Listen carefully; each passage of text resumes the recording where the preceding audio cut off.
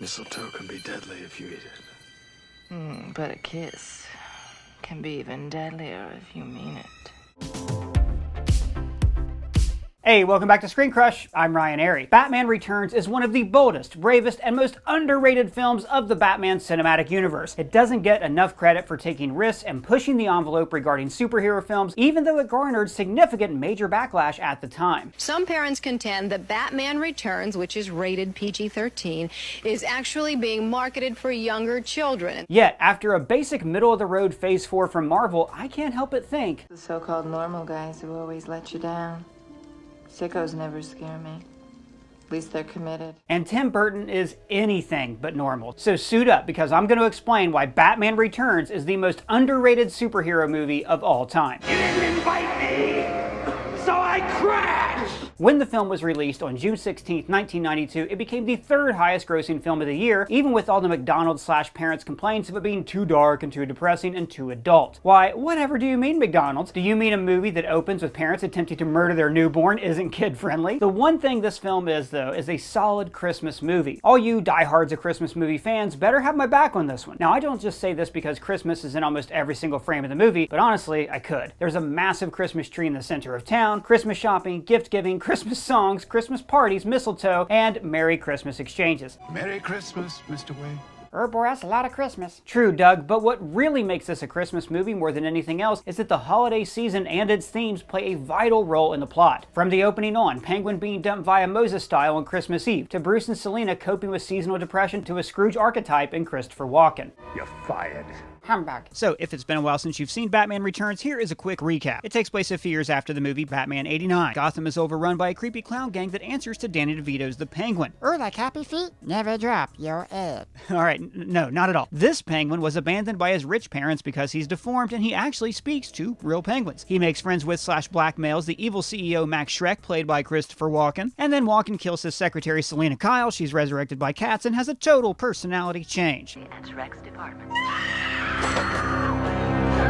Max has the Penguin run for mayor, the Penguin gets famous, and then he and Catwoman team up to kill Batman. Batman. There's a thorn in both our sides. Meanwhile, Bruce and Selina meet in real life, hit it off, and then they find out each other's secret identity.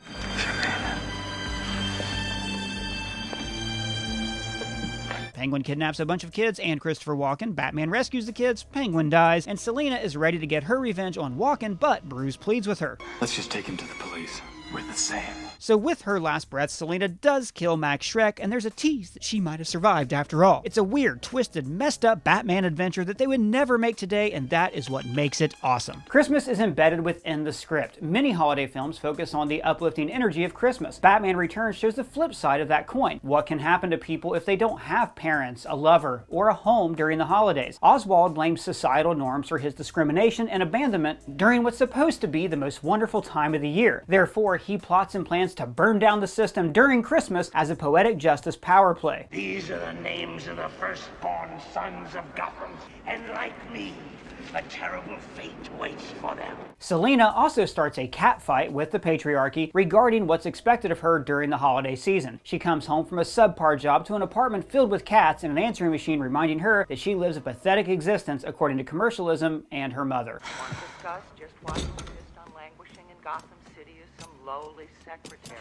Lowly assistant. And Batman is Present to preserve the peace. the one thing that any naysayer or Scorsese can't claim the film lacks is an indie filmmaker's artistic expression. Many folks have commented throughout the years that Returns is less of a Batman movie and more of a Tim Burton movie that happens to have Batman in it, and that's correct. However, I don't think it's a derogatory statement to say so. In fact, it's a positive in my book. After Batman '89's success, Burton was hesitant to come back. However, Warner Brothers promised that if he did, he could have free reign of the picture, so Burton jumped at the opportunity. To this day, it's one of the few superhero films that purposefully did not concern itself with following any comic book canon and instead embraced Burton's own interpretation. His staple is everywhere: the gothic noir feel, expressionism, contrasting vibrant colors, and looming architecture back to haunting tunes by Danny Elfman. Oh, and also highlighting the underdog or cat. Burton decided that he would take the characters' names quite literally and embrace a strong animal motif for the film. The Penguin went from being a British iceberg lounge owner to a deformed creature that lives in Arctic temperatures and can talk to his his species. The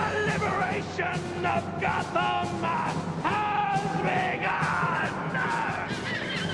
Catwoman went utterly mythological. Selina is reborn by cats, has 9 lives, and even bathes herself. Weird? Yes. Too much? Maybe for some, but that's a Burton film and everyone commits 100% to his vision. We, the audience, can buy it because the world Burton built seems to come from another dimension in reality. Unlike Nolan, Burton's Gotham looks nothing like Chicago or New York. Instead, the city seems like an incredible Art Deco noir metropolis, complete with giant gargoyles and faces planted in obscure but compelling spots on every single frame. Nothing like it exists in our domain, and therefore, our laws of physics don't apply here. So of course, penguins can understand English, and of course, Catwoman can fall from the sky into a glass greenhouse from several feet up and survive. It's not our world, it's Burton's. This is not to say that the film doesn't feel like it could be a comic book. The shot of the bat signal pouring into Wayne Manor, where Bruce is brooding, looks like something straight out of a panel. Logic be damned on how that would clearly indicate that Batman is Bruce Wayne. That shot is beautiful. Okay, now I could argue that because Burton's Bruce prefers to be secluded and hidden, his manor could be on an island, and he could, I don't know, just happen to cover it up when people come over. He'd figure it out. He's Batman, enough said. Oh, and also the shot when Catwoman is born with Hell Here in the background is also stunning. I don't know about you, Miss Kitty, but I feel so much yummier. Gotham isn't only crawling with literal animals, though. Burton's script with Daniel Waters highlights the arguably actual animal of the film, Max Shrek. Shrek? Though not based on an ogre, Max Shrek, for a hot second, was initially intended to be Oswald's older brother. He would have been the golden boy of the Cobblepot family and Oswald the deformed freak. The early draft made Shrek ashamed of his affiliation with the family once his brother was born, causing him to throw Oswald into the sewer and emancipate himself from the Cobblepot family. While an interesting concept, I love what we got instead. Max represents a villain in our actual universe, the scumbag CEO. In Batman lore, Bruce Wayne has to don a mask because the city is corrupt and vile from the ground up. If he, as Bruce Wayne, could fix Gotham through philanthropy work, he would, and there would be no need for the Batman. But because people like Shrek work their system to their favor, he's practically useless as just Bruce. Case in point, when he attempts to shut down Max's power plant designed to steal energy. You think you could go 15 rounds with Muhammad Shrek? Well, I guess we're gonna find out. But that didn't stop Max. If the mayor was the issue, Max would get a new mayor. So Shrek goes and nominates Oswald, who has garnered affection from the public as a replacement. The Red Triangle Circus Gang is then recruited to wreak havoc and get the citizens to demand the mayor leave office. This means the Batman needs to step in and fight fire with fire. He's probably fine. I thought Batman didn't kill. I mean, we didn't see him die. But what about the strong man with the bomb? Did we see a body? Well, no. Remember, it's Burton's world, not ours. He could have thrown it off in time. But I will admit that the glee on Batman's face when he punched him suggests that he wouldn't lose sleep over it if it had killed him. Now, I've got a theory that Burton gave Batman a darker edge to mirror his love interest, Selina Kyle. This is my favorite interpretation of them as a couple. And by the way, I'm still not over that we were this close to getting Michael Keaton and Michelle Pfeiffer back on screen together. If you haven't heard the news, Warner Brothers was actually developing a live-action Batman Beyond movie with Keaton and Pfeiffer, and it was going to be cyberpunk and awesome, and I get that DC has to clean house and everything to make room for their new cinematic universe, but damn it, small creative projects that aren't tied down to a singular cinematic universe are still a thing that we need in this movie. We need this movie! Hey, buddy? Buddy, you okay? Yeah, thanks, Doug. I'll get over it. Back to the film. Bruce and Selina are constantly battling their duality and are burdened by their lack of a clear identity in this film. You got kind of a dark side, don't you? No darker than yours, Bruce. Just look at the scene at the Masquerade Ball, where only they show up wearing no literal mask. It's a brilliant visual aspect that showcases how they view themselves and why they are drawn to each other. Hands down, this is also my favorite live-action version of Catwoman. Tim Burton created a Selina Kyle that is fully realized and three-dimensional, and Michelle Pfeiffer kills it. In the beginning, Selina is a bumbling, insecure assistant being chastised by her mother for her life choices. We feel her loneliness, exasperation, and desire to be of value. Once she gets reborn, we see a maniac meltdown and transformation into a wild, sensual Catwoman intent on blowing up the man and the system that wronged her. She's violent, tantalizing, and on the edge of no return. I am Catwoman. Hear me roar.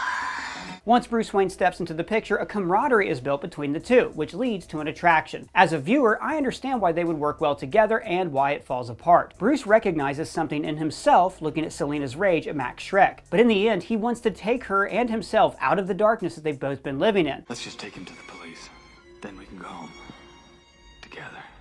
Listen to the pain in Keaton's voice, the longing to throw in the towel and retire. This exchange is so beautifully acted between the two of them that you can almost forgive the blatant jump cut from eyeshadow to no eyeshadow on Keaton. Whoops. Yeah, whoopsie. We're the same.